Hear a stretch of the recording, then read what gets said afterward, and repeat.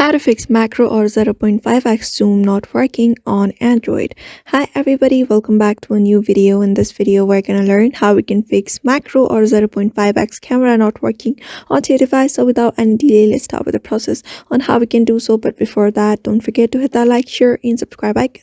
So first thing first, open up your camera icon, camera app application on your device. The main one by default, which is set onto your device. Just open that one. And after you're done opening, you can see 0.5x and 1. So the first method you can apply is switch it up to 0.5x to 1 for a couple of times. Just try switching it up, and that should probably fix your issue. But if that doesn't fix your issue, what you can do instead is just close your application and head over to the software update section, where you'll be finding update of your software. For that, you just need to head over to the software update. Just go to the main settings of your device. After that, go to software update. After going to software update, you can find this option called download and install. If there is any update available, the latest version of the device, just download and install the latest version of the device.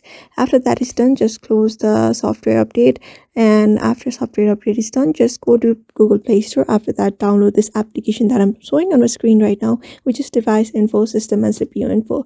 Just open it up, and here you'll be finding everything about the about your device along with your phone's cameras. You can see this test section. You're just gonna go to the test sections. After going there, you'll be looking up for the option called camera here.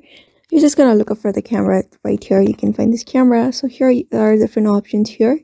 So here you're just gonna choose up the macro camera, like this 12 megapixel back with 4.6 millimeter, which means I am using the macro camera. So you may just set it up here accordingly. After that, you may just check out what kind of macro camera feature is available on your devices. So that's how you basically set it up. And therefore, I hope this video was helpful to you. And thank you for watching this video.